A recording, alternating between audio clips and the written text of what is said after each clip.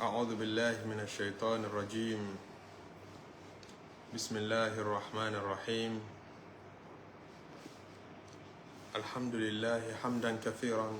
طيبا مباركا فيه، والصلاة والسلام على حبيبه المصطفى نبيه الأمين وعلى آله وأصحابه والذين سلكوا طريقه واستنوا بسنته واهتدوا بهداه إلى يوم الدين. أما بعد. Ada ọpẹ́ lọ́pọ̀lọpọ̀ fún Ọlọ́run ọba tí ó ṣàánú wa tó fọ̀nà mọ́ wa, ọba tó ṣàánú wa tó ṣe wá lọ́mọlẹ́yìn Ànábì Muhammad. À ń tọrọ kí Ọlọ́run bá wa kẹ́ kó bá wa gẹ́ Ànábì Muhammad. À ń tọrọ kó bá wa ṣàánú gbogbo àwọn tí wọ́n tẹ̀lé Ànábì Muhammad bẹ̀rẹ̀ látòrí àwọn sàhábà tó fi dórí gbogbo àwọn olóore wa, àwọn àfáà wa àtàwọn òbí tó bí wa náà, lórí gbogbo ẹ̀yin mùsùlùmí lọ́kùnrin lóbìnrin tí à ń wòra wa gbọ́ra wa ní dédé àsìkò yìí. Assalamu alaikum wa rahmatullahi wa barakatuh. Àánú Ọlọ́run èyí tí ò ní lópin, èyí tí ò ní tán láéláé, mo béèrè rẹ̀ fúnra mi, mo béèrè rẹ̀ fún gbogbo yín náà. Bẹ́ẹ̀ ni mò ń kí yín káàbọ̀ sí orí ètò wa, ètò yín, níbi tí a ti ń dára wa lẹ́kọ̀ọ́ nípa ìgbésí ayé ọ̀tun, ìgbésí ayé èyí tó dára jùlọ tí Islam kọ́ wa, tá Ànábì dá wa lẹ́kọ̀ọ́ rẹ̀ sallallahu alaihi wasallam fún gbogbo lọ́kọláya tí wọ́n fẹ́ bára wọn gbígbé àlàáfíà. A bá ẹ̀kọ́ náà dé ibi ọ̀rọ̀ nípa ìkan nínú ojúṣe tí ẹni tá a bá pè lọ́kọ ìyàwó àti ìyàwó náà fún rẹ̀ tí wọ́n gbọ́dọ̀ ní fúnra wọn. Òun ni ojúṣe ìbálòpọ̀, èyí tí àdámọ́ ọmọ ènìyàn tó pèpè fún, tí ẹ̀sìn náà tún wá pèpè fún, nítorí pé nínú tí Ànábì sallallahu alaihi wasallam fẹ́ níbi ìgbéyàwó, òun ni pé ká máa bí sí, ká máa rẹ̀ sí. Ó ní ẹ bímọ lémọ, ẹ jẹ́ ọ̀pọ̀, nítorí wípé mo fẹ́ fi yín ṣe yàngá, mo fẹ́ fi yín ṣe fáàrí tó bá dijọ́ kan yín pé mo lérò lẹ́yìn. Ọmọ tá a bá bí tó bá pọ̀, tó bá jẹ́ pé ń bí ìyọ́nú Ọlọ́run làwa àtàwọn tá a bí parí ọ̀rọ̀ wa sí àrọ́mọ bí. Àmọ́ ọmọ tá a bá bí kódà bí ó tó nǹkan tó kéré, tó bá jẹ́ sí pé bí ìbínú Ọlọ́run la parí ẹ̀ sí, àráyé wá àtúrẹ́yìn fi lẹ́nu ni. Abẹ́lọ́run kó má ṣáà fún wa lálùbáríkà tó pọ̀ àtàwọn ọmọ wa náà. Níbi tá a ti wọ́n ń bá ọ̀rọ̀ lọ, tẹ́ ẹ̀ bá gbàgbé, a sinmi níbi ọ̀rọ̀ tóbìnrin bá ń ṣe menstruation lọ́wọ́, kí ló tọ́ fún ọkọ rẹ̀ láti bá a ṣe nínú eré lásìkò náà, kí sì ni ọ̀tọ̀. Èyí tí ọ̀tọ̀ gbogbo mùsùlùmí ti mọ̀, ipò ṣèwọ̀ fún ọkùnrin àtobìnrin láti bára wọn ní àjọṣepọ̀ nígbà tí obìnrin bá ń ṣe píríọ̀dù rẹ̀ lọ́wọ́. Olúwa ló ṣe léèwọ̀. Ọlọ́run ní fa'tazilu nisaa fil mahid. Ẹ jìnnà sáwọn obìnrin yín, ẹ sára fún wọn níbi tí wọ́n bá ti ń ṣe nǹkan oṣù. Ìyẹn ni pé nígbà tí wọ́n bá ń ṣàládà wọn lọ, ẹ sára fún wọn. Ǹjẹ́ ìsára fún wọn yẹn, ǹjọ́ wá túmọ̀ wípé ká má lè bá wọn jẹun, ká má lè jọ sùn níbì kan náà, ká má lè bá wọn sọ̀rọ̀? Èèyàn kò túmọ̀ bẹ́ẹ̀. Kódà gbogbo eré tó bá dáa náà ló lè bá ìyàwó rẹ̀ ṣe, níyàwó rẹ̀ lè bá ọ ṣe tó bá ti yàtọ̀ sí ojú ibi tán lọ gbọdọ̀ dé gangan òun. Ó ti mọ bí ọmọ ń bá jáde, ojú ibẹ̀ la fẹ́ kó dé. Ni Imam Al-Ghazzali fi sọ àwọn irú eré tí ìyàwó àtọkọ lè máa bára wọn ṣe nígbà tí obìnrin bá ń ṣe menstruation lọ́wọ́, èyí tí ó lòdì sí òfin Islam. Nígbà tẹ́mi yẹn bá ti balẹ̀ pé ẹ ní tàsí àgẹ̀rẹ̀, kò dẹ̀ ní yíwọ́. Ó wá tẹ̀síwájú, ó ní fa in arada an yujami'a thaniyan ba'da ukhra falyaghsil farjahu awwala. Nígbà tó bá ti ṣe àkọ́kọ́ tán, ó tún wá wọ̀n láti ṣe sí ìwọ baálé ilé. Ó ti ṣe lẹ́ẹ̀kínní,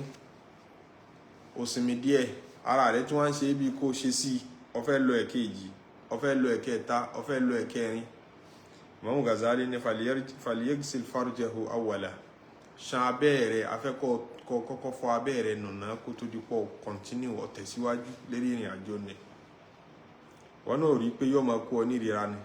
kó wá jẹ́ sí pé abẹ́ gbogbo tó kó jáde ńbẹ̀ yóò tún gbé mọ́ lára bẹ́ẹ̀ ó tún lò tún fẹ́ ṣe sí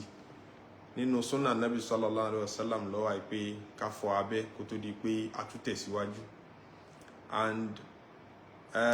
abẹ́ nìkan kọ́ nínú tó tún wá nínú súnà Nabi sallallahu alaihi wasallam wọ́n ní pé ká ṣe àlùwàlá. ṣé wàá rà àlùwàlá yẹn ọ̀nà méjì ni wọ́n tú sí. àlùwàlá nígbà míì tán bá ní wùdú nínú èdè Lárúbáwá wùdú kó tó di wá Nabi sallallahu alaihi wasallam dé làwọn Lárúbáwá ti lo wọ́ọ̀dù wùdú tá a mọ̀ túmọ̀ pé kíyàn kàn fomi bọ́jú àbí kíyàn fomi bọ́jú àtàpá tá a bá ṣe páṣinsẹ̀ tí yẹ́yọ àwọn náà mọ̀ sọ pé akínmọ̀kàn sáré ṣe páṣinsẹ̀ àbẹ́nìkan tí ń ṣiṣẹ́ kan tí ọwọ́ rẹ̀ àtẹsẹ̀ rẹ̀ dọ̀tí tó fomi ṣanwọ́ tó tún fomi ṣẹsẹ̀ ó tún fomi bọ́jú bẹ́ẹ̀ ẹni tó bá ṣe bẹ́ẹ̀ n tó ṣe inú èdè Lárúbáwá wùdú náà ni wọ́n máa pè ọbọ̀ ojú bóyá ṣẹ̀ṣẹ̀ jí ó ṣanwọ́ ọbọ̀ ojú wùdú ni wọ́n ní ó ṣe. ẹ̀rí pọ̀ jọ déédéé àlùwàlá táwa náà ń ṣe àwọn kan míì kan tún pẹ̀lú àlùwàlá ni bí orí bí ẹsẹ̀ àti gbogbo ẹ̀ mara wọn bẹ́ẹ̀. so nígbà míì tó bá wà nù hadith pé fálíà tawadda kó fomi ṣinjú kó fomi ṣinra àmọ́ wábi tá a gbé kàí pé ṣé wùdú lógáwí ni ṣé tèdè lásán ni àbí wùdú yìí tí Islam kọ́ wa tá a máa ń ṣe ká tó kírun.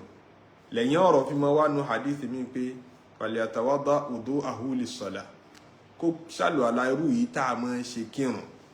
kìí ṣe àlùwàlá kákan fomi bọ́jú lásán fomi bọ́ ọwọ́ lásán fẹ́ni tọ́wọ́ rẹ̀ dọ̀tí àbẹ́ni tẹ́sẹ̀ rẹ̀ dọ̀tí tó kàn fẹ́ fomi ṣiṣẹ́. Ànábì wa lẹ́ni bá ṣèṣe súnmọ́ ìyàwó rẹ̀ tán sallallahu alaihi wasallam tó tún fẹ́ ṣe sí kó ṣe wùdú ní àwọn kan fi ń gbé wùdú yẹn ká bí pé kìí ṣe wùdú tàlùwàlá tìrun kọ́kàn fomi bọ́jú kó fi bọ́ apá kọ́kàn fomi tọ́jú ara. ìyẹn sì ní fọkùnrin tó bá ti dán wò rí ó rí pé ìtumọ̀ jẹ́ kí ara ó tún yá yàtọ̀ àtúmọ̀ jẹ́ kára ó yá yàtọ̀ àtúpara sítòsí ara tó ti fẹ́ sinlẹ̀ so yóò tún jẹ́ kó refresh somehow àti wípé a fẹ́ kó sùn tó bá yẹ sí pé oorun ló kángun sí in tó ṣe nì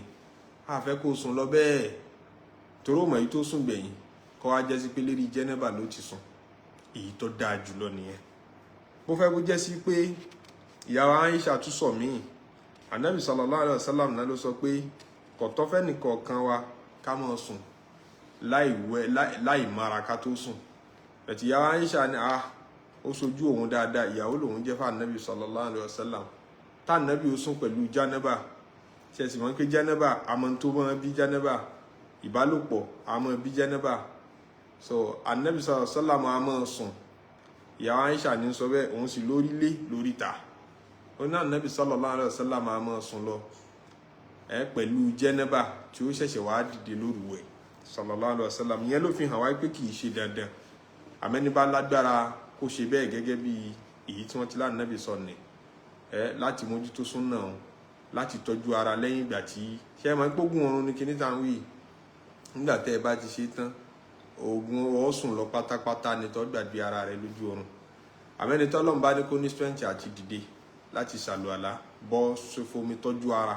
kó tó di pé ó sùn ládàá mbẹ́mbẹ́ kó tó di pé àtúmọ̀ tẹ̀síwájú nígbàtí Imam Al-Ghazzali fọ̀rọ̀ Ọlọ́run ọba jẹ́rìí pé fatu harthakum anna shi'tum àwọn obìnrin yín oko ni wọ́n jẹ́ fún yín ẹroko yín ẹdẹ́dì oko yín nígbà tó bá wùn yín ìgbà tó bá wùn yín yẹn náà ló mú wa fẹ́ kàn yẹn ọ̀rọ̀ kékeré nípa ní táwọn yẹn máa béèrè lórí ìgbà tí obìnrin wọn bá tó bá ṣẹ̀ṣẹ̀ bímọ tí ń fún ọmọ lọ́mú lọ́wọ́ wọ́n máa béèrè pé ǹjọ́ tọ́ láti máa bá obìnrin láṣepọ̀ ní ìgbà náà nítorí wípé àwọn kan ní ó ṣeéṣe kó máa da ọmọ tí ń mumú lọ́wọ́ kó máa dà á láàmú àwọn òrùrí yẹn máa ń rìn káàkiri lọ́dọ̀ wa nílẹ̀ Yorùbá kódà kìí ṣe ilẹ̀ Yorùbá nìkan ní àwọn ìlú tó pọ̀ lágbàáyé àwọn Lárúbáwá náà tí wọ́n máa sọrú ẹ̀ wà nítorí pé nígbà míì ṣe mọ̀ pé àwọn ọmọ tá a bá ń fún lọ́mú lọ́wọ́ wọn kàn ṣàdédé gbé àìsàn àárẹ̀ tí ànímọ̀ bí tó ti wá èyí tí mọ́ máa èèyàn fura sí pé bóyá ìbálòpọ̀ tí obìnrin tí ń fọmọ lọ́mú lọ́wọ́ tí ò dá dúró nígbà tí ń fọmọ lọ́mú lọ́wọ́ yẹn lọ fa wọ́n gbà pé bóyá tọ̀ tí ń wọnú ara obìnrin gbà náà ó ní ń ṣe pẹ̀lú in tí ń jáde nínú ọmọ rẹ̀ tí wọ́n ń contaminate lọ́mọ ń fà lọ́mọ mú gbogbo ẹ̀ papọ̀ lọ́fà kọ́mọ fi mọ́ ẹgbẹ́ ló fi fà kọ́mọ mọ́ rù. àmọ́ táwọn dókítà ń sọ fún wa ni pé kò ní ń ṣe pẹ̀lú ara wọn. ìyẹn náà sì l'Ànábì sallallahu alaihi wasallam náà padà sọ fún wa torí ọ̀rọ̀ yìí náà àròyé yìí wáyé lásìkò Ànábì. al-ghilatu ní Lárúbáwá ń pè obìnrin tí mo mú lọ́wọ́ kọ́mọ túmọ̀ wá láṣepọ̀ pẹ̀lú ọkùnrin. obìnrin tí ń fọ́mọ lọ́mú lọ́wọ́ kì í ṣe tí mo mú lọ́wọ́ tí ń fọ́mọ lọ́mú lọ́wọ́ lásìkò tí ń fọ́mọ lọ́yàn kó túmọ̀ aláṣepọ̀ kọ́kọ́ rẹ̀ máa bá aláṣepọ̀. ṣé kò ní máa dà papọ̀ gẹ́gẹ́ bá a ṣe máa ń rò yẹn? àwọn Lárúbáwá táwọn náà nírú ìgbàgbọ́ bẹ́ẹ̀ àti irú òrí bẹ́ẹ̀ wà tí wọ́n rò pé ó ní ọ̀nà tí ń gbà ṣàkóbá fún ọmọ tó a máa Nábì sallallahu alaihi wasallam sọ̀rọ̀ lérí rẹ̀ pé kò sí tó burú bẹ́ẹ̀ kì í ṣe wọ̀ ṣèbá àwọn ará Róòmù ń ṣe bẹ́ẹ̀. àwọn ará Róòmù ìgbà náà làwọn Byzantinians tó ń bẹ ní Syria, àwọn Faris ń ṣe bẹ́ẹ̀, àwọn Persian ń ṣe bẹ́ẹ̀ tí kò sì ní òun ṣe pẹ̀lú àwọn ọmọ tó ń bí ńgbà náà. so ìyẹn jẹ́ ká mọ̀ pé ìwọ ọkùnrin kò tó ní excuse bẹ́ẹ̀ ni òwò obìnrin kò tó ní excuse fún ọ láti sọ fún ọkọ rẹ̀ pé kò lè súnmọ́ nígbà tó òun fọmọ lọ́mú lọ́wọ́ náà wò ó fọmọ lọ́mú ní nǹkan bíi ọdún kan àbí ọdún kan àbọ̀ lọ́dọ̀ obìnrin míì ló fi fọmọ lọ́mú. ṣé gbèrò ìgbà náà ní ọkọ rẹ̀ ò ní láǹfààní àti ìbọ̀ láṣepọ̀ tó ń torí pé ti bímọ kẹtù tó wá láṣepọ̀ àbí ní nǹkan papọ̀ ó tún di lẹ́yìn ọdún kan àbọ̀ àbí lẹ́yìn ọdún méjì ń bò míì. so ìyún ò bá ìlàkà ìmọ̀. irú nǹkan bẹ́ẹ̀ a máa da àwọn ilé mi ìrú tí ẹ mọ̀ wọ́n ń dà pé ṣé ẹ̀kọ́ òtí ojú òtí ìlàdọ́dọ̀ tí yín dì sí láti mọ̀ wípé kò ní òun ṣe pẹ̀lú àlàáfíà ọmọ. ẹnu wípé àlàáfíà ìyàwó la fẹ́ kó kíyèsí, àlàáfíà ìyàwó tó lára gẹ́gẹ́ obìnrin fún rẹ̀. tóbìnrin bá ṣẹ̀ṣẹ̀ bímọ nígbà náà libido rẹ̀ in ti ń jẹ́ kí in ti ń bẹ nínú àdámọ́ rẹ̀ tí ó jẹ́ kí ìfẹ́ ìbálòpọ̀ kọ́mọ wà lára rẹ̀ yóò reduce lọ́dọ̀ ọ̀pọ̀lọpọ̀ obìnrin mi wà tó ẹ́ pé tí ẹ̀ ń ṣiṣẹ́ lọ́pọ́sìtì ni o ìgbà tí ń fọmọ lọ́mú lọ́wọ́ gan ni ara rẹ̀ túmọ̀ ẹ́ dìde sí. àmọ́ tóbìnrin bá ṣẹ̀ṣẹ̀ bímọ tí ń fọmọ lọ́mú láàrin ìgbà náà àwọn dókítà máa ń sọ fún wa pé fọ̀sẹ̀ mẹ́rin ya ọ̀sẹ̀ mẹ́rin lẹ̀ sí ọ̀sẹ̀ mẹ́fà láti lè jẹ́ kí obìnrin rẹ̀ kí ara rẹ̀ ó padà sípò. in tó go through nígbà tí ń bẹ ní labour tí ń bímọ lọ́wọ́ ni kìí ṣe díẹ̀ ní gbogbo tó dálẹ̀ lára rẹ̀, body system rẹ̀ ti change. so kí gbogbo nǹkan ó lè padà sípò wọ́n ní ó fún nígbà díẹ̀ náà kó tó di pé ẹ mọ̀ láṣepọ̀. ṣé sì mọ̀ pé ní tí Islam kọ́ wa òun ní pé ẹ̀jẹ̀ bímọ lókùn ìgbà tẹ́jẹ̀ ní bá ṣì ń dá lára rẹ̀ ẹ̀jẹ̀ nífàs àárín ìgbà náà ni ọkùnrin kò láǹfààní láti bá ìyàwó rẹ̀ láṣepọ̀. nígbà tóbìnrin bá ti mọ́ra tó dẹ̀ ti wẹ ìwẹ̀ tó yẹ kó wẹ̀ nígbà tí ẹ̀jẹ̀ bá ti dá lára rẹ̀ ó ti tọ́ fún ọ láti bá ìyàwó rẹ̀ láṣepọ̀. àmọ́ àwọn dókítà kan mọ́ fún wa ní ìṣítí wípé ọba dẹ̀ tó wá fi lára balẹ̀ kí gbogbo ara rẹ̀ ó padà sípò, àti wípé ó ṣeé ṣe kó jẹ́ sí pé ìfẹ́ àti láṣepọ̀ náà kó mọ̀mọ́ wọn obìnrin tó nǹkan ní gbogbo ìgbà náà nítorí pé ọmú tọmọ mú lára ẹ̀ náà ti ní ti ń kó nínú adùn aláṣepọ̀ rẹ̀ lọ́dọ̀ ọ̀pọ̀lọpọ̀ obìnrin wọn níbi tí wọ́ọ̀kì ni. ìyẹn jẹ́ èyí tá a tún fẹ́ fi kún àwọn àlàyé tí Imam Al-Ghazzali fún wa. náà ìyẹn wá wọlé tọ̀ obìnrin nígbà tí ẹ ṣẹ̀ṣẹ̀ márì. ṣe mọ̀ pé Imam Al-Ghazzali ó gbé gbogbo ẹ̀ láti bẹ̀rẹ̀ níbi story marriage ṣe máa bẹ̀rẹ̀ bá a ṣe kọnu sóbìnrin irú obìnrin wo ló yẹ ká fẹ́ títí tó fi wá kọ̀rọ̀ ìbálòpọ̀. ẹ ti wá tilẹ̀kùn ẹ ti wá ń ṣe àbẹ̀ ti fẹ́ ṣe níbẹ̀ wá ni ìwọ ọkùnrin lẹ́yìn tẹ́ ṣe marriage tán àbí wo obìnrin ló ti wá discover kankan lára obìnrin tó fẹ́ ní tí ó dùn ún mọ̀ àbódẹ̀ ṣe é mọ̀ náà before kẹ́ tó marry àmọ́ nítorí ìdí kan sí ìdíkejì ọlọ́run ọ̀kadàrà kọ́ mọ́ ẹ̀yin tẹ́ ṣègbéyàwó tán tó kù yín kúra yín tán ló tó ara rí dájú pé ọ̀tọ̀ ní tí mo kówó lé ọ̀tọ̀ ní tí mo àwọn yẹn náà pè ní ọ̀yọ́bù nìka àwọn àléébù marriage àwọn nǹkan tí máa ṣẹlẹ̀ nínú marriage tí ọlọ́jà fi máa ń rò pé tí mo rà kọ́ ni ẹni tí mo kówó lé lérí kọ́ wọ́n tà fún mi. a máa wá nípasẹ̀ àdámọ́ ìpè bóbìnrin yẹn ṣe rí àbí bọ́kùnrin yẹn ṣe rí. Nígbà tó kàn kẹ́ ẹ mọ́ láṣepọ̀ lẹ bá realize pé ọkùnrin yẹn ò lè ṣe ní bá ń pè sá bòmí láṣìírí wọ́n ń sọ̀rọ̀ sí mi ní pé mo lówó lọ́wọ́ bó mo ti rówó, wọ́n ní nǹkan ọmọkùnrin mi ni mo fi ṣe owó, ẹni mo fi fẹ́ yàwó ń pé kí n lè pa ara ayé lẹ́nu mọ́, sá bòmí láṣìírí. Irú bòmí láṣìírí wo nù? tó bó lè mi ṣe máa ṣayé mi? Irú ọkùnrin tó bá ti jẹ́ bẹ́ẹ̀ tí kò lè ṣe, kò lè yíra padà, irú ọkùnrin bẹ́ẹ̀ láì fi ni níbi marriage ó tọ́ fún obìnrin láti terminate marriage yẹn. Ó tọ́ fún obìnrin láti terminate marriage yẹn torí n tó fọkàn sí ó lérò sí ti ó rí. Àbí ó ṣẹlẹ̀ lọ́pọ́sìtì náà, ọkùnrin fẹ́ yàwó sílé, nígbà tó kàn kó máa bá aláṣepọ̀ ló bá rí pé gbogbo ojú ara rẹ̀ ti padé, ojú ara rẹ̀ ó padé, ẹni Yorùbá ń pè ní lákìrìbòtò, kò síbi tó wọn bá wọlé. Tí bọ́lọ̀ ń ṣe dá ọ̀nà oníbòhùn ṣe rí ni, kí lè tẹ̀ wá sọ nǹkan kan fún wa? Mo ti pẹ́ nílé jù náà ni, sábò mi láṣìírí yìí pé ó mọ̀ fẹ́ yàwó kejì, sábò mi láṣìírí jẹ́mi náà máa jẹ́ yàwó rẹ̀. Àmọ́ sọ pé àwọn ojú Ọlọ́run ọba fọ́mọ ni, ní tá àmọ́ sọ fara ayé nù. Tó bá wọn ọkùnrin láti sọ pé jàǹbá lẹ ṣe fún mi yìí, kò possible láti rírú nǹkan bẹ́ẹ̀ before marriage. Tẹ́ ẹ bá ní ṣe ń tọ́lọ́wọ̀n ọ̀fẹ́ o, kò sí bó ṣe fẹ́ mọ̀ nínú lódó bí ṣíṣẹ̀rí àníyàwó wọn ṣáà ní wá bí obìnrin kọ́ mọ́ wo òfin tó gbogbo ara rẹ̀, kò sí bó ti mọ̀. So tó bá jẹ́ sí pé tí wàá so igi tán ti ṣègbéyàwó tán ó ládùn láàrin ló ṣẹ̀ṣẹ̀ wá rí i pé àṣé kò tiẹ̀ ní nǹkan ọmọbìnrin lára, àbí nǹkan ọmọbìnrin tí ń bẹ lára ẹ̀ tó yẹ kó wà lára ẹ̀ nǹkan ọmọkùnrin ló wà lára ẹ̀, àbó ní méjèèjì papọ̀ ìkan tó nù. So ó ṣàwà kan tó lérò níbẹ̀. Tó bá ti rí bẹ́ẹ̀ wọ́n ló láǹfààní, wọ́n ní dandan o, ṣẹ̀rí ò ṣe ń dandan pé kọ̀kọ́ lẹ̀. Tó bá wọn láti bò láṣìírí kó máa jẹ́ ìyàwó rẹ̀, wọ́n lọ́mọ bó ṣe fẹ́ ṣe. Àmọ́ lẹ́tọ̀ọ́ láti sọ pé ìn ṣe mọ́, ẹ bá ń gbé owó mi,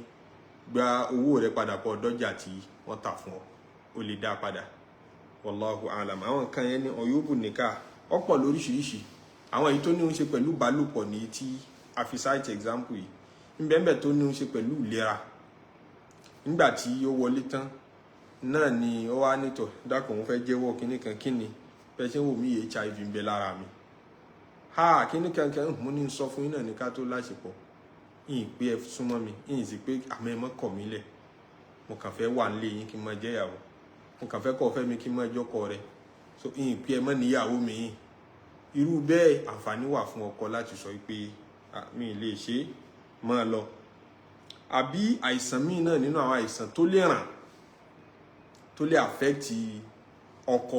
bóyá nítorí ìbágbé nínú ilé, ó ní disease kan lára tẹ́ bá jọ ń gbé, tẹ́ bá jọ ń jẹ, tẹ́ jọ mu, yóò ràn. Àbí kìí tiẹ̀ wá ṣe pé àìsàn yẹn ràn, àmọ́ àìsàn kan ni tí kò ṣe é rí mọ́yàn, kò ṣe é rí mọ́yàn. Bóyá lápèjúwe ẹ discover pé agán ni gan bẹ lára obìnrin yẹn, ìmọ̀ ṣe skánskan, kò dùn ún mọ̀ láti tà. Tí obìnrin mi ọkàn fáìn ni, àwọn mọ̀lẹ́bí rẹ̀ ti mọ̀ pé ó ní skánskan, wọ́n ṣàn wá bìkan táwọn ò tí ì sí, wọ́n ti sọ fún ọ kó tó di pé má rí pé nǹkan báyìí ń bẹ tí ìmọ̀ ṣe o. Ṣàdédé tẹ́ fẹ́ra yín tán ló bá rí pé kí ni ìṣẹ̀lẹ̀. Ǹjẹ́ kó sọ fún bàbá rẹ̀ àti màmá rẹ̀ ni tó bá ti ṣẹlẹ̀ báwọn kí ni ìlọ́mọ bùsí lẹ́nu báwo, ẹ sọ fún mi pé alábùsí lẹ́nu ni ọmọ yín. Tó bá ti dì bẹ́ẹ̀ ọ̀yọ́bù nìka hìnà, àǹfààní wà fún ọ láti sọ wípé kó tètè gbé ti mọ́tò rẹ̀ sí rìvásì kó padà tó bá fẹ́ padà. Àmọ́ ẹ mọ̀ ìṣàmọ̀ bá fi sin lọ́hùn, pàtàkì ìlú ẹ̀yìn àfà, ẹ mọ̀ bá fi sin lọ́hùn, ẹ bá fi sin, ó bá wọn fi sin lọ́hùn, tó bá fẹ́ fi sin lọ́hùn àǹfààní bẹ́ẹ̀ wà fún ọ. Àbí ó wà addicted, àwọn ọ̀yọ́bù míì tó ní òun ṣe pẹ̀lú suluk, ó ládìction sí bí kó máa mutí, ọmọ bẹ́ẹ̀ tẹ́lẹ̀, àbí máa tọ̀ọ́lé ṣẹ́sìrì. Obìnrin mi ti dàgbà, Ọlọ́run fi àdánwò à ń tọ̀ ó fi kàn kó mẹ́sùn ni. Kódà bó tún lọ tọ̀ sórí ògùn náà tán ní lọ tọ̀ sórí ògùn náà lọ tọ̀ sábẹ́ kinní kan lọ lóògùn kan, gbogbo techniques tí wọ́n ní tán ní gbogbo ẹ̀ ní olóko ní ṣiṣẹ́. The age of 25, gbàmí the age of 30 ń tọ̀ọ́lé. Àwọn òbí rẹ̀ mọ̀ bẹ́ẹ̀, wọ́n pákéjì ẹ̀ ìwọ́n náà ó ta mọ̀ wọ́n dà pé ṣe tí lágbájá wá irú mi ló wá fẹ́ fẹ́ ṣe é mọ̀ pé obìnrin mi ọkùnrin mi mọ̀ wọ́n dà nígbà tó obìnrin mi bá gbà tiẹ̀ pé yóò ṣe jẹ́rù mi lọ fẹ́ fẹ́ mi ò mọ̀ fáìn mi ò mọ̀ lówó lọ́wọ́ àwọn ọkùnrin ńláńlá kékeré bóyá nǹkan kan bẹ lára ẹ̀ tọ́já léèbù tán ṣàwọn ẹni tí pé ìyàwó sáàdà kàríyá ọmọ bíi tí ó sọlẹ̀ sí ilé akéwùsọlá lọ́ba sọlẹ̀ sọ́dọ̀ tiẹ̀ wọ́n náà bá dẹ̀gbà bẹ́ẹ̀ ìgbà tó wọlé tán lórí pé kan jẹ́gbẹ́ ni ọgbẹ́ wọlé lákọ̀ọ́kọ́ oorun náà ní gbogbo bẹ́ẹ̀dì tí gbogbo ẹ̀ tí ó ṣe bá lákọ̀ọ́kọ́ ṣèṣì ni nígbà tó yá lórí pé kíní yìí ń di lemọ́lemọ́ sùúrù àwọn àìsàn bẹ́ẹ̀ tó bá wà lára obìnrin àǹfààní wà fún ọ láti sọ pé o ò ṣe mọ́ àbí tó bá wà lára ọkùnrin náà obìnrin náà lè pé òun ò ṣe mọ́ àmọ́ tó bá yẹ pé yìí tí ẹ lè bá ara yín wá solution sí ni tó dáa jù náà ni pé kẹ́ bora yín láṣìírí kí yóò bomu mi ní ẹgbẹ́ rẹ̀ láṣìírí torí tó bá kọ̀ ọ́lẹ̀ ọkùnrin míì tó fẹ́ fi ó béèrè pé kí ló ṣẹlẹ̀ níbi márìjì alákọ̀ọ́kọ́ wọ́n wádìí bá dẹ̀ tí wọ́n ń túṣu désàlẹ̀ kòkò àbúkò tiẹ̀ wá rí bí wádìí òun náà tún fẹ́ òun náà tún kọ̀ ọ́lẹ̀ ọkùnrin kẹ́ẹ̀ tó ṣe làákàyè nípa ọgbọ́dọ̀ ní reason tí gbogbo àwọn tí ń gbé fi ń jùlẹ̀ tó bá lè bò ó láṣìírí tẹ wá solution sí ti ń ṣe kò bá dẹ̀ dáa àbótí ẹ̀ tí wá ṣẹ́yún débi pé ó ti affect womb rẹ̀ bóyá kò dẹ̀ ṣẹ́yún bóyá ó kàn ní cancer níbi womb débi tí àwọn doctor ti advice rẹ̀ pé kán yọ womb yẹn lọ dáa jù àmọ́ tí ẹ̀ tí wá yọ kò sí mọ bí ó ṣe sọ fún ọ tẹ́ fi ṣe marriage so tó bá bára rẹ nínú marriage bẹ́ẹ̀ àǹfààní wà fún ọ ò jẹ̀bi Ọlọ́run ò jẹ̀bi ànábì ò jẹ̀bi ẹnìkan láti sọ pé o ò ṣe mọ́ àwọn gbogbo àwọn kinní wọ̀nyẹn ọ̀yọ́bù nìka ni pàtàkì ló tó bá tún sí wá specify kẹ́ tó marry fáwọn tó ń bọ̀ wáyà òkè irú obìnrin báyìí ni mo fẹ́ irú obìnrin báyìí ó yìí sí sọ fún ìdílé ìyàwó náà pé ọmọ báwọn ni àmọ́ wọ̀rí ọmọ wa gbogbo tó ń fẹ́ òun ní bẹ lára ẹ̀ ọwá rí pé kò sí lára ẹ̀ bẹ́ẹ̀ nínú ọ̀yọ́bù nìka ni nínú ọ̀yọ́bù nìka ilẹ̀ Yorùbá náà ní kò fẹ́ àjẹ́ wájú rí pàjẹ́ lọ fẹ́ nínú ọ̀yọ́bù nìka ni tí reverse bá possible tó bá rí pé ó save owó back mirror ó rí pé gbogbo ẹ̀yìn yẹn clear kó reverse lọ dá àmọ́ tó bá rí pé láti tún gbé reverse ó ṣeéṣe kó tún lọ larí mọ́ tó ju tiwájú lọ ó ṣeéṣe kó mọ́ manage ẹ̀ díẹ̀díẹ̀ bẹ́ẹ̀ Ọlọ́run yọ níbẹ̀ náà nínú àwọn ẹ̀kọ́ tí Imam Al-Ghazzali wá kọ́ wa nípa ẹ̀kọ́ ìbálòpọ̀ òun ni pé àfẹ́ Allah ya'zila bal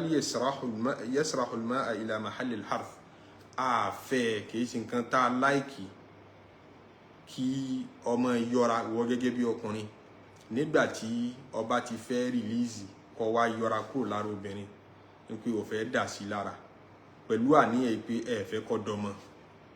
èyí tí wọ́n ń pè ní withdrawal Imam Al-Ghazzali ní àláìkì ẹ̀ tó nǹkan àmọ́ ó tẹ̀síwájú ní àlàyé pé kìí ṣe wọ̀ àwọn scholars Islam ó narrate àwọn ọ̀rọ̀ wọn lóríṣiríṣi ó ní wọ́n pín sí oríṣiríṣi lérí ọ̀rọ̀ yìí àwọn kan sọ pé kò sí ní tó burú ń bẹ̀ wọ́n plàkàn fọkùnrin láti dán o ìyẹn ni pé kódà kò ní májẹ̀múnú ó nídìí láti fi lọ ìyàwó rẹ̀ kó tó dán o tó bá fẹ́ dán o tó bá kàn rò pé kò wùn mí láti bímọ ń ṣàṣìn àbí for any reason o lè ṣe é tí tó fi dà sí inú ìyàwó rẹ̀ ó dà síta wọ́n ló tọ́ lọ́dọ̀ tí wọ́n bẹ́ẹ̀ tó ráwọn orí àyà kan nínú al-Qur'an àwọn òsèrádìsì ànábì sallallahu alaihi wasallam tó yanjú tí wọ́n ń sọ pé ẹ má ṣe é àwọn èyí tó wá à ń bọ̀ wá bá láyé débẹ̀ so kò direct lérí pé ẹ má ṣe nǹkan bẹ́ẹ̀ àṣẹ àwọn scholars tí wọ́n sọ pé èèwọ̀ ni ó gbọ́dọ̀ dán o wọ́n ní kí lẹ rí ọmọ tí ń bọ̀ wálé ayé ẹ̀dẹ̀ dá lọ́nà kò dáa wọ́n ní èèyàn gbọ́dọ̀ dán o ìtumọ̀ ẹ̀ lọ́dọ̀ tí wọ́n ní pé tíyàn bá ṣe yọ gbẹ̀ṣẹ̀ àwọn àfáà kan dúró lọ́wọ́ àárín wọn ní tẹ́ bá jọ gbọ́ra yín yé ọkọ àti ìyàwó débẹ̀ májẹ̀mú ni kí ó tẹ́yàwó lọ́rùn tí kò bá ti tẹ́yàwó rẹ̀ lọ́rùn tó lóun nídìí omi yẹn àsìkò yẹn ọyọ kínní àsìkò yẹn gẹ́gẹ́ lòun máa gbádùn ẹ̀ jù kò tọ́ fún ọ láti sọ pé èmi ní baálé ilé mi láláṣẹ nínú ilé yìí ẹ̀ẹ́jọ sọ yóò yẹra yẹn ni kò sí aláṣẹ níbi ilé yẹn so wallahu alam àwọn atótónu wọn pọ̀ gan lọ́tún lósì àmọ́ Imam Al-Ghazzali dúró lórí pé ó tọ́ makiruhu ni ó padà pé àmọ́ oríṣiríṣi ìran makiruhu ní bẹ̀ tán bá ní makiruhu ní tá a kórìíra ní jẹ́bẹ̀ nínú òfin Islam makiruhu tó súnmọ́ haramu tó pọ̀wọ́ tẹ̀lé haram makiruhu karaha tahrimiya là ń pè ìyẹn ni pé àmì yẹn bá dánrú ẹ̀ wò wọ́n bá ṣe ọmọdé ní ẹ̀nà lẹ́gbà ò yẹ kán kọ́ lẹ́kọ̀ọ́ karaha tanzihiya wá wà ìpè ṣíọ̀ láti sẹ́ni tó bá ṣe ṣíọ̀ ẹ̀ bá má dánrú ẹ̀ wò ó bù yín kù tanzihiya nù ó wá kù karaha tarkul fadila karaha wípé ó ṣe best kọ́ ló ṣe òun àmọ́ ètò ṣe yẹn náà bad àmọ́ best kọ́ òun wo best yẹn rántí best fi kọjá mọ́ ọ lára bí ẹni tó wà nù mọ́ṣáláṣí ọkàn jòkó kọ ìyí náfìlà kọyàn àsìkò náfìlà ṣe ni ìyí àzíkìrí kò ṣe ọkàn jòkó sínú mọ́ṣáláṣí ṣe mọ̀ pé tí jíjòkó tó jòkó yẹn ṣe haram àmọ́ nǹkan kan bẹ tí ó bá lo táìmù yẹn fún tó bẹ́tà ìkànjókòó lásán bóyá àzíkìrí bóyá kó máa yẹn náfìlà bóyá kó máa ṣe tìláwà Qur'an so tíyẹn bá fi tó best kalẹ̀ tí wọ́n á ṣe tó bìlò rẹ̀ makiruhu náà ni àmọ́ kì í ṣe makiruhu ti haram so kó o dà á síbẹ̀ Imam Al-Ghazzali ní ìyẹn ló dáa jù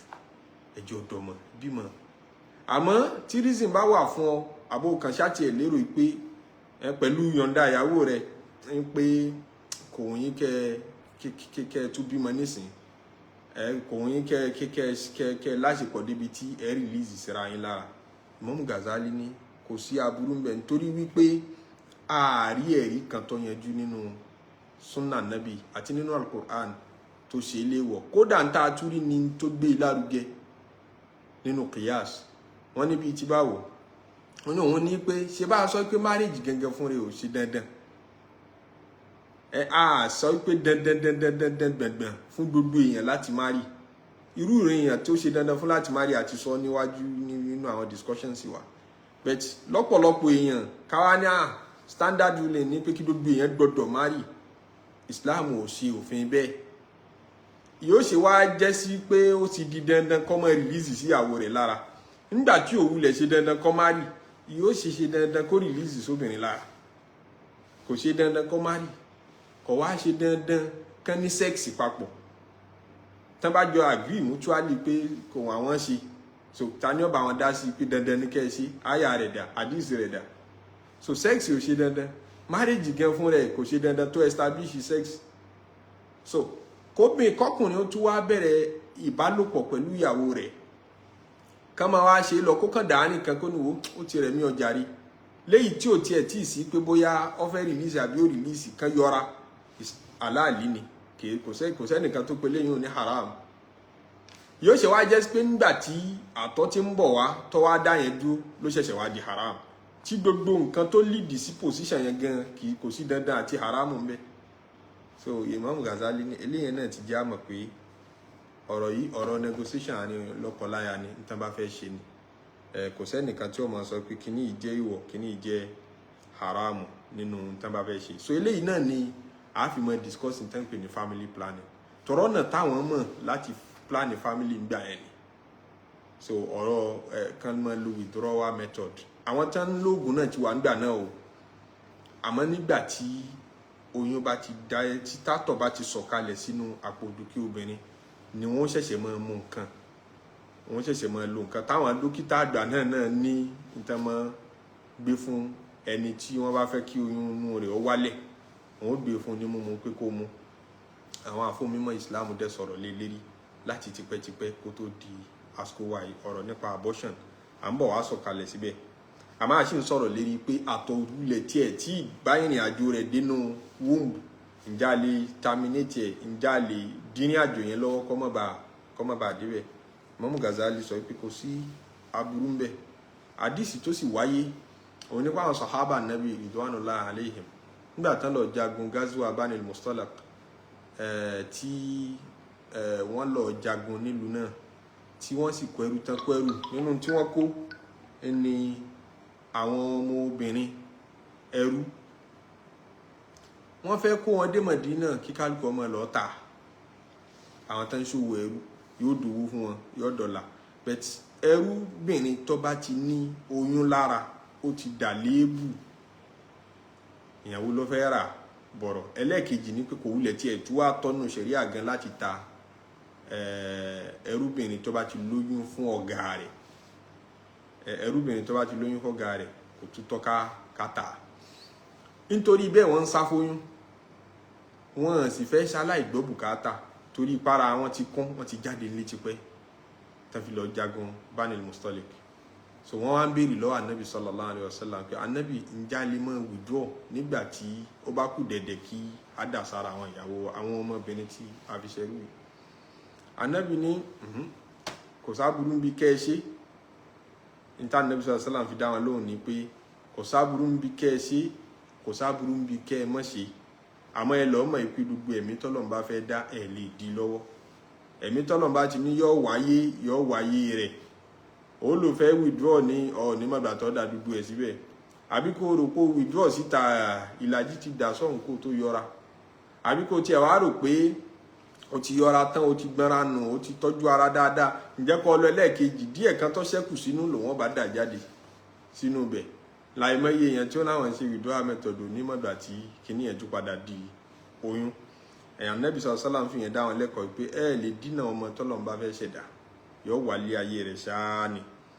So túmọ̀ sí pé Ànábì ò ṣe báyìí sí wọn pé ó yá, at the same time kò sọ fún wọn pé no. Jabir ibn Abdullah tún gba hadith wá pé kunna nazilu wal Qur'anu yanzil. A máa ṣe withdrawal yìí nígbà tí Qur'an ń sọ̀kalẹ̀ tá Ànábì sì mọ̀ ipá ń ṣe, kò sì sọ fún wa pé ká má ṣe. Qur'an ò sì dé kó sọ pé ká má ṣe. So látara bẹ́ẹ̀ kò tọ́ fẹ́ nìkan láti pè ní haram. Hadith tó wá wáyé tí ń sọ pé wọ́n lá Ànábì sallallahu alaihi wasallam ní wa'du khafiyyu ni.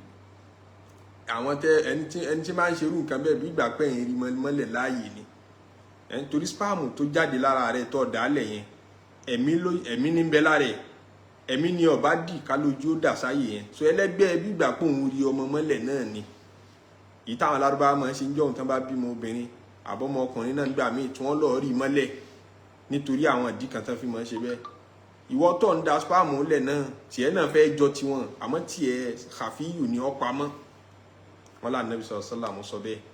Àmọ́ hadith ni àwọn àfáà máa ń fa mara wọn lọ pé kí ni ìtumọ̀ ẹ̀ tá ara àwọn hadith mi tó tá Ànábì sallallahu alaihi wasallam aláwo irú nǹkan bẹ́ẹ̀. Wọ́n ní tá Ànábì ń try láti sọ ní pé wa'du khafiyyu ju pé ẹ̀mí potential ẹ̀mí tó yẹ kó dẹ̀mí kálẹ̀ jẹ́ kó dé ibi tó yẹ kó dé òun ni waste yẹn. Ànábì kan fi yẹn encourage ìbímọ púpọ̀ ni, kì í ṣe pé fi ń ṣe ní èèwọ̀. Torí pé spam nìkan ò lè dọ́mọdì tí ó bá dé inú wombu obìnrin kí àwọn ẹyin obìnrin náà wá kàn. So kì í ṣọmọ ẹni tó dá spam lẹ̀, kì í ṣọmọ lọ́dà alẹ́. Nítorí pé kíní yẹn ò lè dọ́mọdì náà fún rẹ̀. Àfi kí nǹkan kan mi ò ṣẹ̀ṣẹ̀ kún. Ká ní nǹkan yẹn ti kún ni lẹ́ṣẹ̀ṣẹ̀ wá méjèèjì lápapọ̀, ẹyin obìnrin àti spam ọkùnrin tó ti dà papọ̀ tó ti yẹ kó yíra padà lẹ́ṣẹ̀ṣẹ̀ wá dà wọ́n nù lápapọ̀ bẹ́ẹ̀. Àhàlà máa sọ pé bóyá ẹ̀dẹ̀mí nù abortion lẹ́ṣẹ̀ yẹn. So à ń bọ̀ wá sọ̀rọ̀ débi eléyìn ni. So ọ̀rọ̀ family planning ó ti wá kọjá àkànṣe withdrawal. Ó ti di pé oògùn ti wà tí àwọn èèyàn ń lò. Tọlọ́dún kan tọlọ́dún méjì tí wọ́n kàn máa pa, èyí tí wọ́n ń lò sára, èyí tí kálukú ń oríṣiríṣi ọ̀nà táwọn dókítà fi mọ́ fáwọn èèyàn lóògùn yẹn láti fi lè ṣọ́ra fún oyún níní. Kódà ẹlòmíín ṣe ti permanent one pé a fẹ́ bí ọmọ yìí bí ọmọ kankan mọ́ yìí bí má rárá. Àwọn oní òkè àmọ́ renew rẹ̀ lọ́dọọdún méjì àwọn yẹn náà wà tí wọ́n mọ̀ kàn máa pa, èyí tí wọ́n mọ̀ fi sára àti bẹ́ẹ̀ bẹ́ẹ̀. Kódà ẹlòmíín yọ wúńbù lódindi ní nídìí ẹ̀mọ́ gbé lọ. Kí ni àwọn àfáà kí ni wọ́n sọ lórí ẹ̀ in tán pè ní family planning generally? Gẹ́gẹ́ bá ṣe mọ̀ wọ́n tún fa àmàrà wọn lọ́wọ́ náà ni. Nítorí wípé níta bá ti rí clear cut ti àyà kan tọ́lọ́run sọ pé family planning láyà yìí wà fún àbí family planning làdísì yìí wà fún. Nítòkù ní pé ká máa fàgbọ́yé ara wọn nínú tí wọ́n jọ gbọ́yé nínú ọ̀rọ̀ Ọlọ́run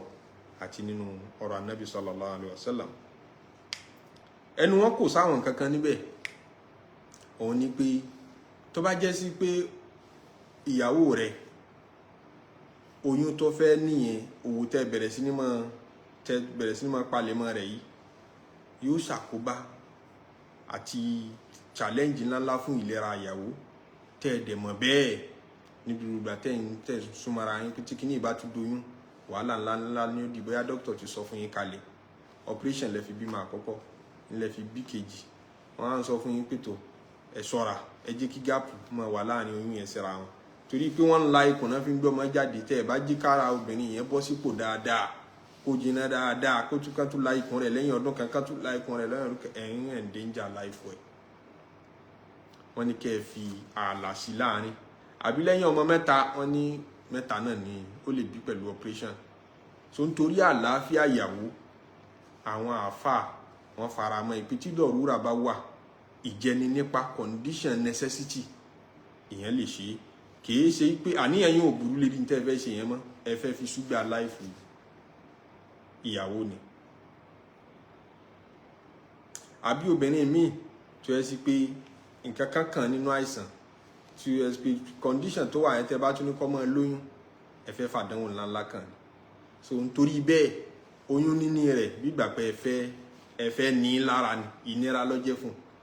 so àdọ́rọ̀rù ìzáàlì níta bá sì ti ń pè ní ìnira níjẹ́ kọ́ ìdá fiqhiyya òfin fíkì Islam sọ fún wa ní pé ẹ avoid ìnira gbogbo ibi tó bá wà ẹ̀ mú kúrò ìnira tí ó kàn obìnrin nígbà tó bá lóyún tẹ́ẹ̀dẹ̀ ti mọ̀ pé ìnira yìí dájú pé yóò kàn ẹ lè avoid irú oyún níní lásìkò kò sáburú ń bẹ̀ àbí nítorí títọ́mọ náà fúnra wọn nígbà tí ń bá ń dọ́mọ kan dání lọ́wọ́ ọmọ yẹn ò tí wọ́n ní ẹnu ọmọ sì ń fún un lọ́yàn lọ́wọ́ ó tún sí lóyún mi yóò tún bí mi náà lẹ́ra gbogbo ohun àṣẹ wọ́n ní àwọn yẹn ìtọ́jú náà ní péye so Islam ò fẹ́ bẹ́ẹ̀ a fẹ́ kí àǹfààní ó wà fóbìnrin láti lè tọ́jú ọmọ bóyá nítorí ìtọ́jú lè fún àwọn pé ẹ jẹ́ kọ́mọ yìí ó dàgbà débì kan náà a ti ń tọ́mọ ọdún 4 ẹ̀jẹ̀ á tún lóyún mi bá ti ń pọ́ ọmọ ọdún 3 ó ti ṣe sọ pé jòkó ń bẹ̀ yẹn mò ń bọ̀ wá tẹ́mọ̀ lọ mójútó nǹkan mi láàrin wákàtí 3 ibi tẹ́ ní ó jòkó sí náà ni ó wà yọ́ máa ṣeré ó ti dá ń tí kọ̀ dáàmọ̀ ó ti dá ń tọ́ dáàmọ̀ àwọn bá ṣì ń bẹ lọ́mọ pé à ń gbé dání káàkiri lọ́wọ́ tí ìyá rẹ̀ ò gbọ́dọ̀ jìnnà síbi tó bá wà yóò difficult fún láti lóyún míì àti ìtọ́jú ara nígbà tí òbáṣẹ́ kóbìnrin sì ní bọ́dì wọn yàtọ̀ síra wọn nípa à ń react sóyún níní tóbìnrin míì bá ti lóyún báyìí yóò máa ṣàìsàn yóò máa ṣàárẹ̀ ní throughout àbí kó wú nímú kó wú lẹ́kẹ̀ẹ́ kó wú kó dàbí ìgbà pé yọ jáde láyé so oríṣiríṣi ọ̀nà ni ara wọn fi máa react sóyún tó bá ti jẹ́ pé fáǹfààní àlàáfíà ara wọn àbí fáǹfààní títọ́jú àwọn ọmọ náà fúnra wọn kò sáburú ń bẹ̀ kí a fètò sí tẹ̀ǹdímù násìlì lélẹ́yìn kì í ṣe tàdídù násìlì a fètò sọmọ bíbí ó yàtọ̀ sáàfòpin sí ọmọ bíbí pé ọmọ 2 náà mo fẹ́ bí 3 náà mo fẹ́ bí 4 mo fẹ́ bí à ń yan nọ́mbà yẹn lọ́pọ̀lọpọ̀ àfáàdúró lérí pé ìyẹn ló jẹ́ haram àmọ́ pé ìjà fètò sí kíní ọlọ́run náà dẹ̀ ti fètò sí fẹ́ni bá mọ calculation rẹ̀ ṣe ṣẹ́rí tóbìnrin bá marry ní age of around 25 tó sì jẹ́ sí pé lásìkò yìí àwọn ọ̀pọ̀lọpọ̀ obìnrin ń gbẹ́nu lé menopause wọn láti age of 45 ẹ wo 25 sí 45 yẹn ọdún tó wà ń bẹ tí ń bá ń bímọ lọ́dún 3 síra wọn pé ẹ jẹ́ kí eléyìí ó mu yàn tán náà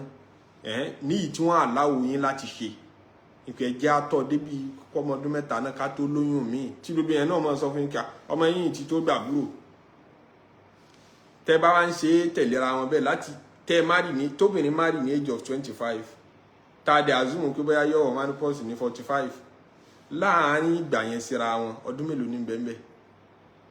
kò pé 20 years around 15 years ló fẹ́ fi bímọ tẹ̀léra wọn gbogbo ọmọ tí ó bí náà ọmọ bíi 5 so yóò mọ̀ kú sí déédéé ntí ara ayé làwọn ń bí nísìn 4-5 náà làwọn èèyàn ń bí àwọn kan tí ń gbé wá sí rí 3 nísìn so yóò mọ̀ bíbí 5 láàárín ìgbà yẹn títí tí ó fi paramọ́ pé pé àbí ọlọ́run ti pa á lára mọ́ fún rẹ̀ ìsìn tí wàá ní obìnrin ò tún sí rí bí márì mọ́ 25 ọ̀pọ̀lọpọ̀ wọn ti ń wọ 30 kan tó márì èyí tí ń túmọ̀ sí pé láti 30 sí bí 45 tán fẹ́ fi ṣàbíamọ yẹn náà tàbá àzúmù pé ń wọ menopause 45 ní o láàárín ìgbà yẹn náà síra wọn gbogbo ọmọ tí ó bí náà 4-5 náà ni tó bá fi ètò tí wọ́n àláwò rẹ̀ láti fi sí tó bá fi sí tòun ti bẹ́ẹ̀ náà so ètò tó kù tí ó parí ẹ̀ lè tó tọ́lọ̀ gangan ti fi sí naturally obìnrin ò ní máa darúgbó kó tún máa ṣàbíamọ mọ́ nítorí wàhálà tí ń bẹ ń bí à ń tọ́mọ à ń lóyún à ń bímọ tóbìnrin bá ti darúgbó ara rẹ̀ gùn ní lè gbé wàhálà yẹn mọ́ báyìí náà lọ́lọ́run fi age limit sọmọ bíbí obìnrin ẹ bá ti bá dé bí mọ́mọ́ tó ló ń bí mọ́mọ́ sọ̀rọ̀ obìnrin lè fẹ́ ṣagídí pé òun ó tún bí òun ó tún bí ọba tó ti ṣẹ̀dá ara tọmọ tóun ṣe sínú ara obìnrin hàn pé ara gbára rí ò ní gbé à ń tọ́jú ọmọ à ń ṣe wàhálà tí ń bẹ́ẹ̀ bẹ́ẹ̀ mọ́ ó fi wàá fòpin sí i pé tóbìnrin bá ti bá éjì rẹ̀ débì kan kọ́ máa láǹfààní àti lóyún mọ́ so wọ́n ní tó bá jẹ́ nítorí àwọn ìdí wọ̀nyí nítorí necessity àlàáfíà obìnrin yẹn dókítà ní kó má lóyún sàásín àlàáfíà rẹ̀ ò gbé oyún níní àbí kò gbé ọmọ bíbí ẹlòmíràn mi ò lè deliver fún rẹ̀ nítorí strength rẹ̀ kó máa jásàl kìyàmọ́ so bóyá oyún yẹn gan bóyá wọ́n láti yọ ọ́ lára ẹ̀ kan gbé sí ara obìnrin mi ni à ń bọ̀ wá sọ ọ̀rọ̀ débi àtẹ̀lẹ́kẹ́kù sínú níbi tí Imam Al-Ghazzali bá ti ń sọ̀rọ̀ nípa ọmọ bíbí à sọ̀rọ̀ débi òun náà pẹ̀lú ògo Ọlọ́run so àwọn àsìkò tán fara mọ́ ni àwọn àsìkò kan wá ń bẹ ẹnu wọn kò sí àbí kí n sọ pé ẹnu wọn tún kò lédi pé kọ̀tọ̀ ẹnu wọn kò níbi ìlérí pọ́tọ́ tí necessity bá wà fún family planning ẹnu wọn kò láwọn àsìkò kan pé ó ṣe é wọ̀ mọ́dàn wò tí sábàbí tó fẹ́ fi ṣe bá jẹ́ sí wípé ọ̀hún avoid à ń bí obìnrin lápèjúwe èròkèrò ló bí so ní Imam Al-Ghazzali ní gbogbo ẹ̀ èrò tó bá fi ṣe náà ní ọ̀sọ̀dájọ́ rẹ̀ ẹ rí i fáwọn ìta lọ́tọ̀ yìí nísìn èrò tẹ́ ẹ fẹ́ fi ṣe èrò tó dáa ni àlàáfíà ìyá tó fẹ́ bímọ yìí ṣe pàtàkì àbí títọ́ àwọn ọmọ yẹn kó má jẹ́ sí pé títọ́ wọn wà ní lára lẹ fi gáàpù sáàrin yẹn Imam Al-Ghazzali tó bá já níyàn tó gbé yín dé díẹ̀ nìyẹn ọ̀pọ̀lọpọ̀ àfáà ìsìláàmù gbogbo wọn fẹnu kò síbi pé ọ̀tọ̀ fún yín láti ṣe àmọ́ tó bá jẹ́ sípà níyàn tó gbé yín dé díẹ̀ àníyàn wípé bóyá ẹ avoid gender kan láti bí ẹ mi ò lè bímọ ọkùnrin sí ọ àfitínà ọmọkùnrin ti pọ̀ jù nǹkan ló fífẹ́ lóyún torí kọ́ mọ́ bàá jọkùnrin ọ̀fẹ́ lóyún nítorí kọ́ mọ́ bàá jẹ́ obìnrin àbí antemtẹ́ni almar'atu li ta'azzuziha wa balagatiha fi nadhafa kóbìnrin má fẹ́ lóyún torí ìmọ́tótó tónítóní ni màdámù ó ní CEO báńkì àti wá gbọ́ pé mi ò lóyún èyí ṣe tó lè lóyún ṣe bóbìnrin ní ọ́ rárá ó wá mójútó kàríà àti iṣẹ́ tóró ti jẹ́ minister of kìnìkan kò fẹ́ ká ní òun tún lóyún tó máa gba paternity leave iṣẹ́ àti kàríà rẹ̀ jọ lójú so ní òfin fẹ́ lóyún tó bá jẹ́ pé wà níyàn bẹ́ẹ̀ ni Imam Al-Ghazzali àníyàn burúkú nù ẹ sì rí pọ̀pọ̀lọpọ̀ àfáà ìsìláàmù náà nítorí àwọn sábàbí yìí ẹ ní ìmọ̀ mi ò débi kí n bá fà tó fara mọ́ family planning nítorí ìnírọ̀ yìí níribi lọ ọ́fíìsì dáadáa ìwà níribi mójútó ṣẹ́ mi kò sẹ́ni tí ọ fara mọ́ tó bá yẹ pé àníyàn àti purpose tẹ́ fẹ́ fi ṣe nù. àwọn èyí tí wọ́n ń fà mọ́ra wọn lọ́wọ́ ń lọ bí méjì sí ìran mẹ́ta òun ní pé tó bá yẹ sípà níyàn tí yẹn fẹ́ fi ṣe òun là níyàn wípé ìyàwó mi bóyá mi ọkọ mo rò bẹ́ẹ̀ àbí obìnrin náà ló ronú bẹ́ẹ̀ wípé òun ò tí ì fẹ́ kí òun ó gbó nísìn ọjà rí bí kíní bí kejì mọ́ bí mọ́ tẹ̀lé ra èèyàn kàn darúgbó lógìgì ẹja mọ́ fètò sí àbí mẹ́ta náà ti tó jarí mo tún fẹ́ padà sípò padà gbogbo èyí tó fẹ́ bí bóyá ó fẹ́ bí tẹ̀lé ra wọn kí ó wá rìkọ́fà kó tún dàbí ọmọge ọkọ àti ìyàwó fẹ́ bẹ́ẹ̀ àbí ìyàwó ló fẹ́ bẹ́ẹ̀ àbọ́kọ ló fẹ́ bẹ́ẹ̀ ìyẹn lọ́fà àtàn fi padà wá rò pé káwọn ọmọ fètò sí ọmọ bíbí àbí káwọn fòpin sí ọmọ bíbí Imam Al-Ghazzali lọ́dọ̀ tòun kò sábúrú mẹ́ ọ̀pọ̀lọpọ̀ àfáà ìsìláàmù àwọn yẹn faramílẹ̀ nípa family planning nítorí ẹwà nítorí kóbìnrin bí a ń pé Imam Al-Ghazzali istibqa'u jamalil mar'a wa sumniha àti sísan rẹ̀ nkẹ́ mi ìfẹ́ bá ti lóyún nísìnyí mọ̀ tóbi mọ̀ sanra mọ̀ tí mo fẹ́ maintain stature mi mo fẹ́ maintain ara mi so àlídà wa mi tàmọ́ tàn kí n lè rí ọkọ mi gbádùn dáadáa kọ́kọ́ mi náà lè gbádùn èmi náà dáadáa nǹkan fẹ́ dára lẹ̀ kí n ti wá di arúgbó mo fẹ́ kó sì lè máa gbé mi kọ́ńkọ́ lọ́rùn kó mọ̀ nítorí ìyẹn ló fi ń sára fọ́mọ bíbí àbí lọ́kọ rẹ̀ náà ò fi fẹ́ kó bímọ púpọ̀ Imam Al-Ghazzali lọ́dọ̀ tóun aidan laysa manhiyan anhu òun ò rí ẹ̀rí kan tó sọ pé ó ṣe wọ̀ fún ọkùnrin àti obìnrin láti ronú báyìí àmọ́ ọ̀pọ̀lọpọ̀ àwọn àfáà mọ́ ní eléyìí ò tó ní reason láti ṣe family planning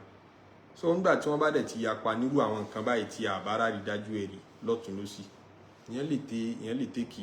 opinion ẹni tó bá wọn ìmíì tí wọ́n tún fà mọ́ra wọn lọ́wọ́ òun ni tó bá jẹ́ sí pé reason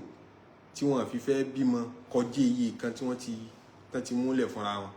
àbí tán fi fẹ́ tàlàǹgà ẹ̀ síra wọn ni pé al-khawfu min kathratil kharji bisababi kathratil awlad, ẹ̀rù ń bà wọ́n, ẹ̀rù náwó ń bọ́kọ bẹ́ẹ̀ ní báyàwó ń pé náà dákun tá a bá tún bímọ sílé mẹ́rẹ́ǹtì tá a wà yìí 12 bí nísìn à ń sùn ọkọ àti yàrá kan náà wọ́n gbà bóyá l'Àbújá ni wọ́n gbà lẹ́sì níbi tí ilé tí wọ́n bí ojú yàrá kan lágbára wọn ká níbẹ̀ náà ni ìyá sùn níbẹ̀ náà bàbá sùn ọmọ àkọ́bí òun ti ń lọ bí èjì rẹ̀ ti ń lọ bí 9 ó ti mọ̀ tún mọ̀ ń tán pé ń sex nínú yàrá òun náà ni bàbá àti ìyá ti ń láṣepọ̀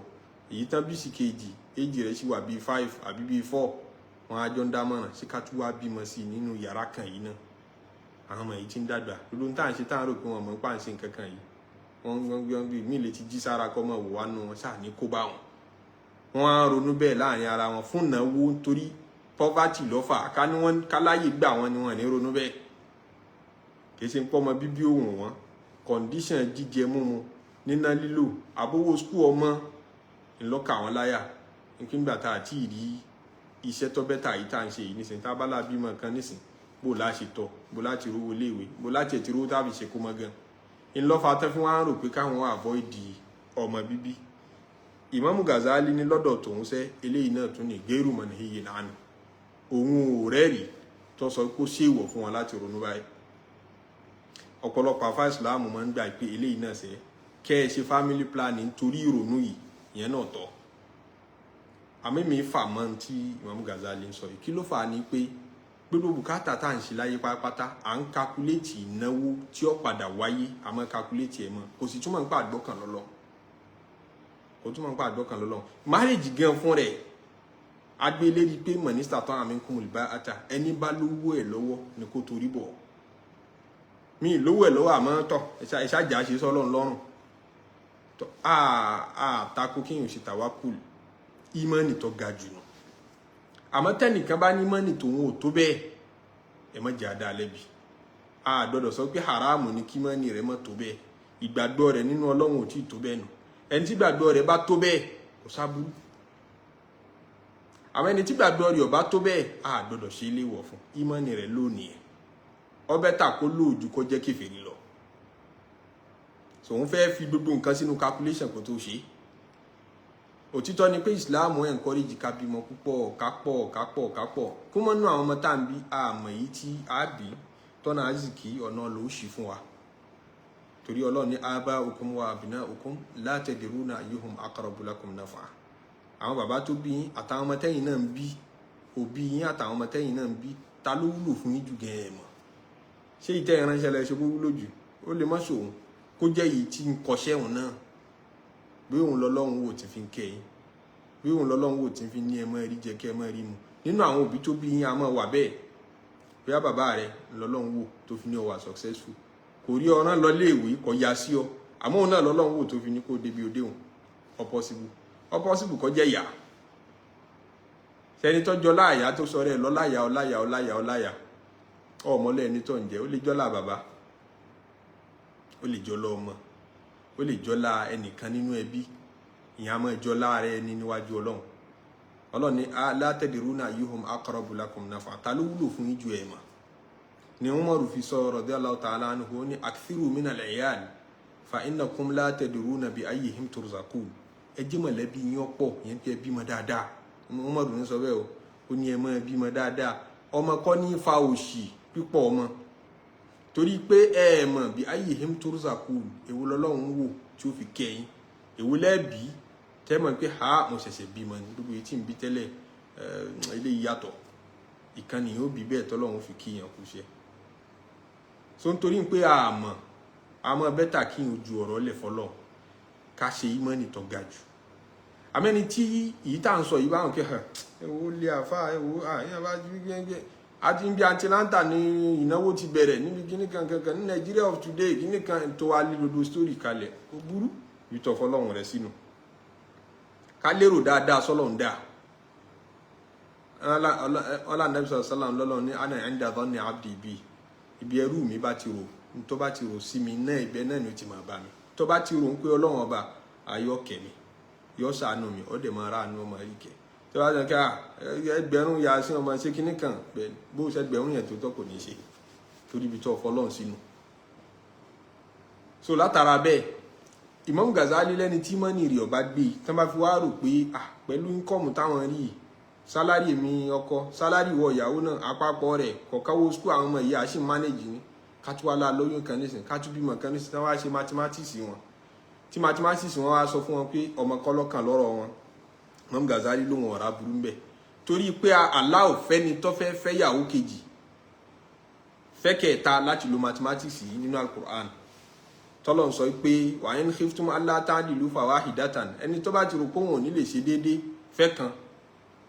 àwọn ọmọ malakata aymanukum àbíkọ́ fẹ́ ẹrú onídàálíkà àdínà Allah ta'ulu ìyẹn ló rọrùn fún yín láti má bá a mọ́ wọnú ìnáwó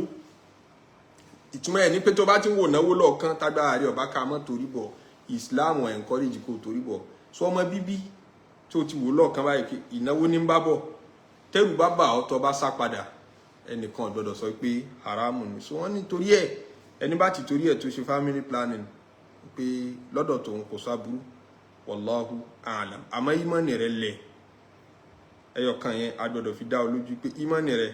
ọlẹ̀ oní láti ṣiṣẹ́ lé lérí kọ́pọ̀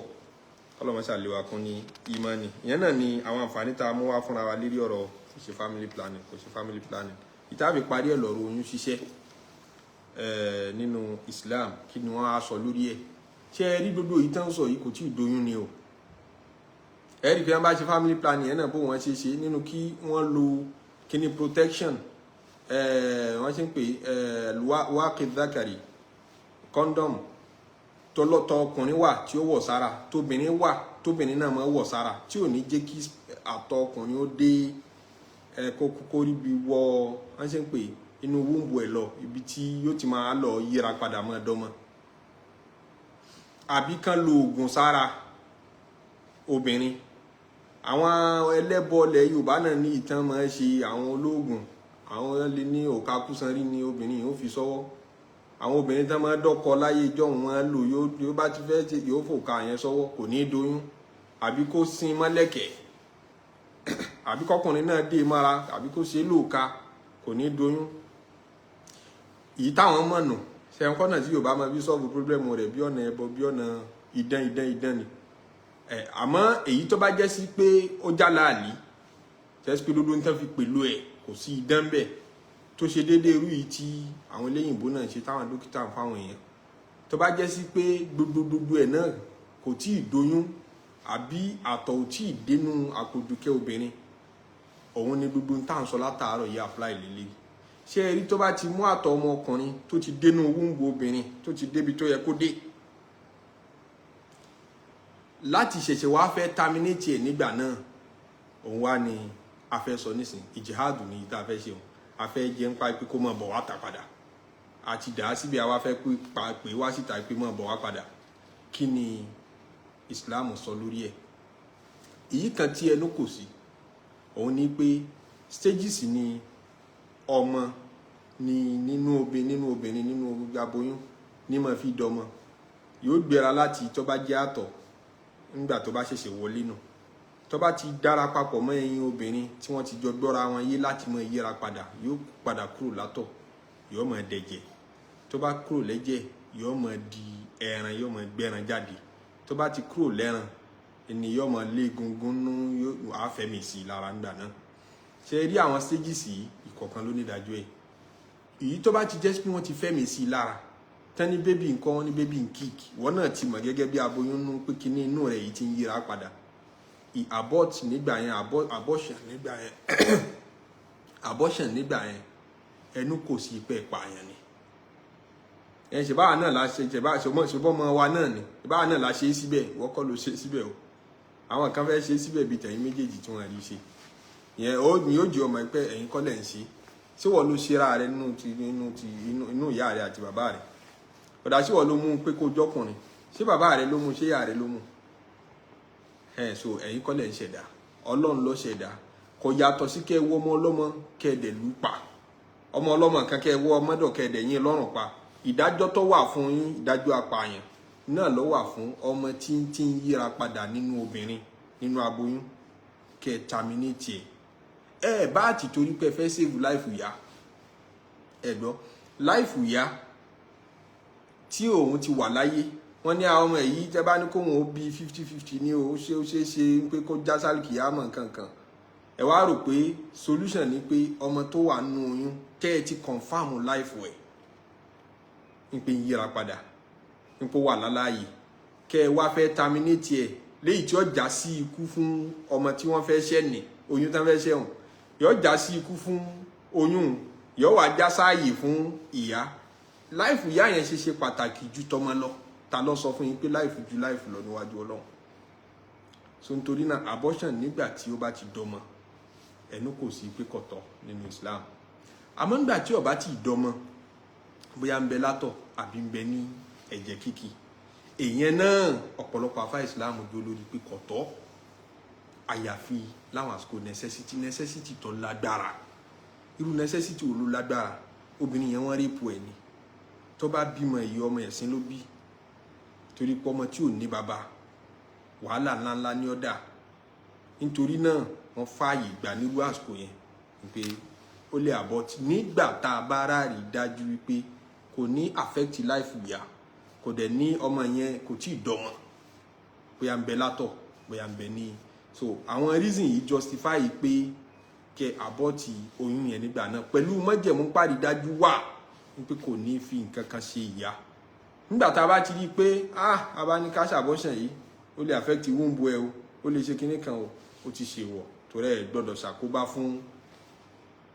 ìyá tóun ti já láàyè àbí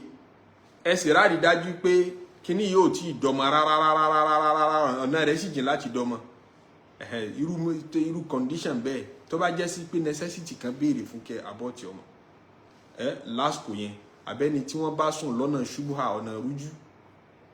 ọ̀nà rújú ni wọ́n fi bá a sùn ọ̀tọ̀ lẹni tó ṣe bí ẹni tó bá a sùn náà ṣe bí ọ̀tọ̀ lẹni tó ṣe bí ọ̀nà kan tí kan yẹn sábàlá káì mu kọ́mọ yẹn wálé ayé bẹ́ẹ̀ ìtìjú ni ó jẹ́ fọ́mọ yẹn náà tó bá gbọ́ tán bóun ṣe wálé ayé ìtìjú ló jẹ́ fún àwọn tó bí náà kó mọ́ nù ṣẹ̀rí Ọlọ́run ẹ̀ nílé àsáìnì bàbá kan fún nígbà tí ò sí igi ní orí ẹ̀ àbí doctor dẹ̀ confam fún wa at a very early stage pé oyún tẹ́ ẹ fẹ́ níyì àbí tẹ́ ẹ ti níyì tí ò tí ì dọmọ tí wọ́n tí ì fẹ́ mi sí lára yìí àmọ́ ó sì wà ní stage bóyá oṣù kìíní kejì tẹ́ ẹ ṣẹ̀ṣẹ̀ confam ẹ̀ pé ó ti doyún ó wà láàrin ìgbà yẹn doctor ń sọ pé tẹ́ ẹ bá ní sùúrù pé bí eléyìí irú àìsàn báyìí ní ń bá bọ̀ wá wọ́n ti rí confam láti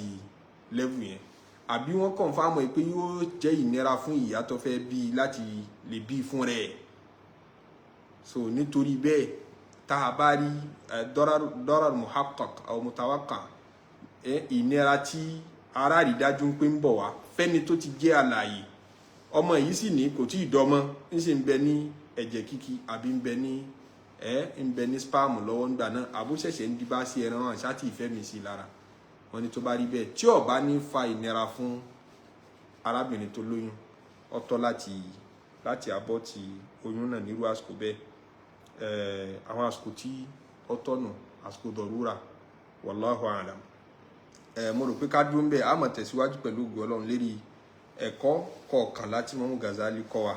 òun nípa ọmọ bíbí ó ti sọ̀rọ̀ nípa àbálòpọ̀ ó wá ti wá kan pé àti fẹ́ bímọ báyìí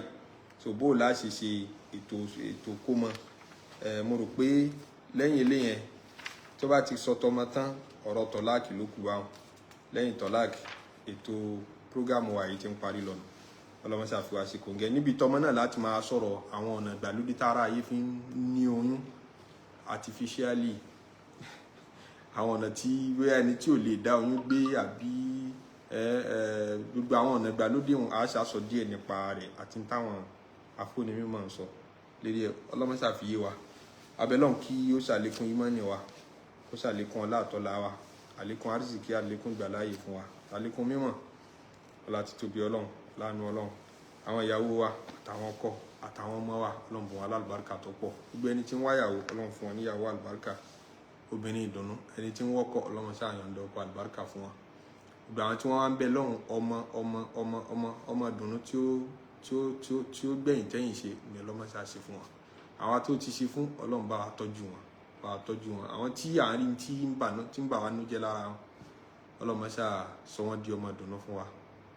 fi wọ́n pa wá lẹ́rìn, fi wọ́n dùn wá nú láyé ń bí àti lálùkìyámà. Àwọn òbí tó wá bí wa náà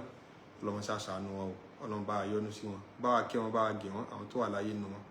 àtàwọn tí ò sí láyé mọ́. Subhana rabbika rabbil izzati amma yasifun wa salamun ala al-mursalin walhamdulillahi rabbil alamin.